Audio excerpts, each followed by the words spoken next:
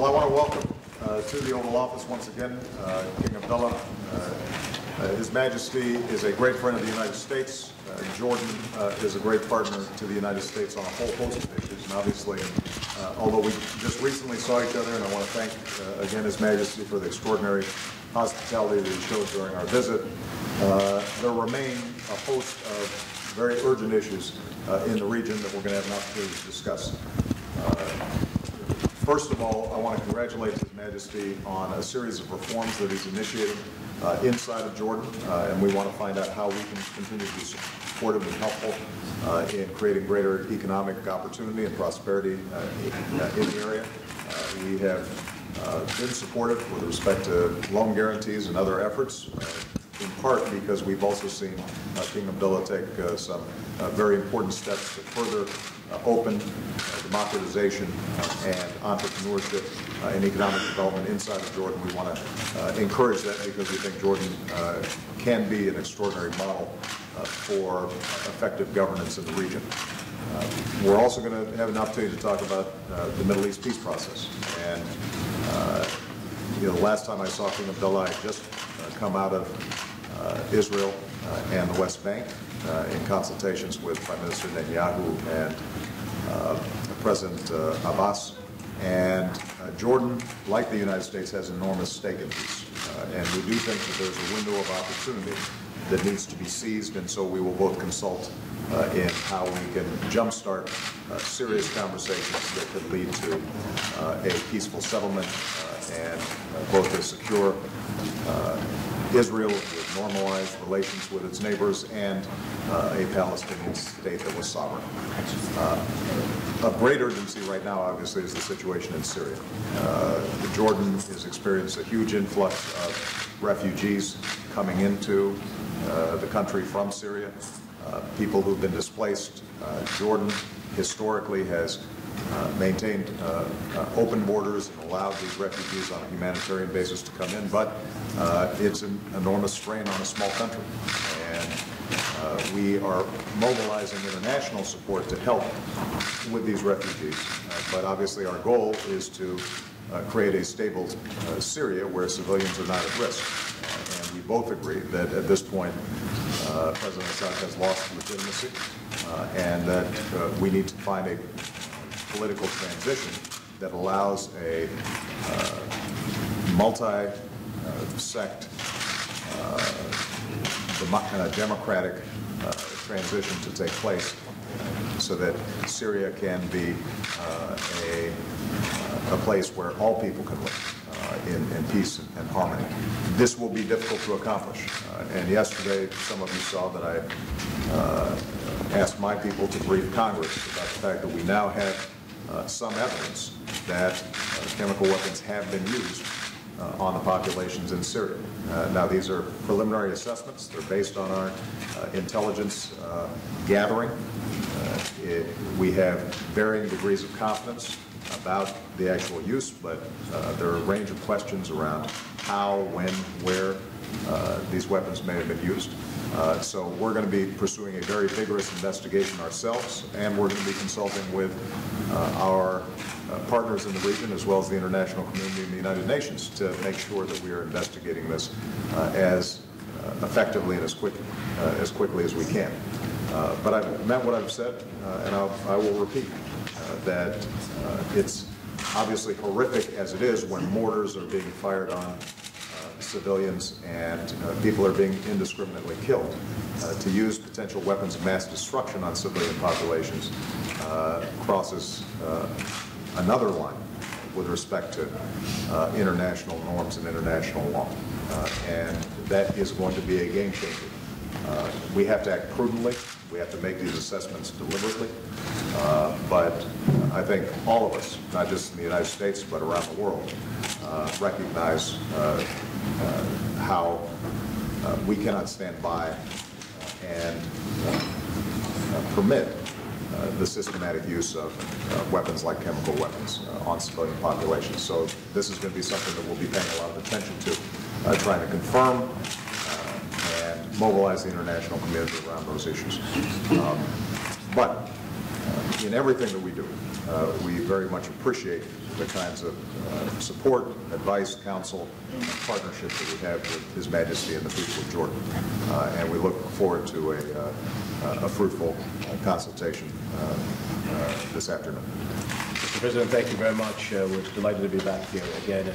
And may I first start off by expressing on behalf of myself, the delegation of people of Jordan, our heartfelt condolences on the tremendous tragedies both in Boston for the bombings, as well as that of Texas, especially that of Boston. We have always stood together in our fight against terrorism. This is an issue that we will always be strong partners there. As you mentioned, sir, on the issue of the peace process, when you were in Jordan, we had mentioned this is a homework stage.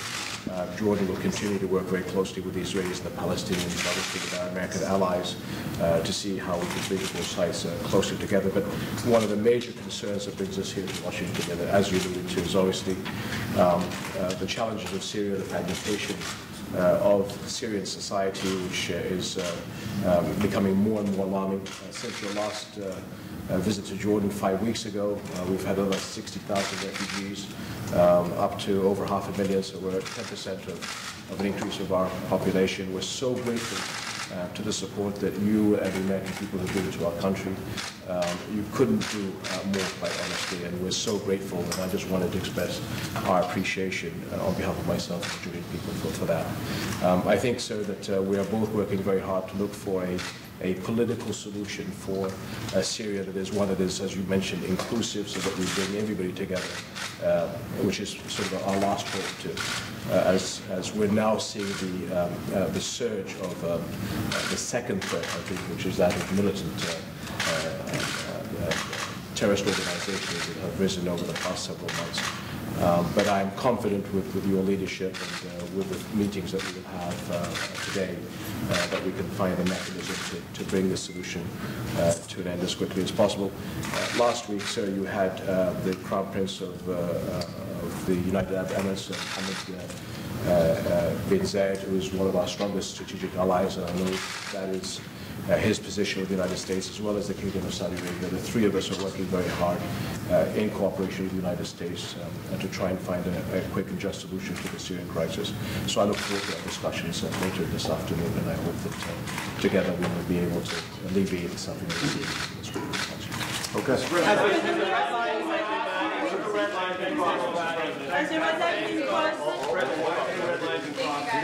You guys all have the same question? Yes. No. Do you have a deadline, Mr. President? Do you have a deadline? Hold on a second. One at a time. What we have right now is an intelligence assessment. And as I said, knowing that potentially chemical weapons have been used inside of Syria doesn't tell us when they were used, how they were used. Obtaining confirmation and strong evidence, all of those things we have to make sure that we work on with the international community, and we ourselves are going to be putting a lot of resources into focusing on this. And I think that in many ways a line's been crossed when we see tens of thousands of innocent people being killed by a regime. But the use of chemical weapons and the dangers that poses to the international community, to neighbors of Syria, the potential for chemical weapons to get into the hands of terrorists, all of those things add increased urgency to what is already a significant security problem and humanitarian problem in the region. So we're going to be working with countries like Jordan to try to obtain more direct evidence and confirmation of this potential use. In the meantime, I've been very clear publicly, but also privately, that for the Syrian government to utilize chemical weapons on its people crosses a line that will change my calculus and how the United States approaches these issues. This is not an on or off switch. This is an ongoing challenge that all of us have to be concerned about. And we're going to be working with the international community and our partners to keep our eyes on what's happening on the ground, to gather any evidence of potential chemical weapon use, and at the same time to continue to help with a moderate and inclusive opposition to help bring about the day when the Syrian people can once again focus on living their lives, raising their children, starting businesses, and obtaining basic freedom and human rights. This is going to be a long-term proposition. This is not going to be something that is solved easily overnight, but I know that King Abdullah is committed to trying to find these kinds of solutions, so am I. All right?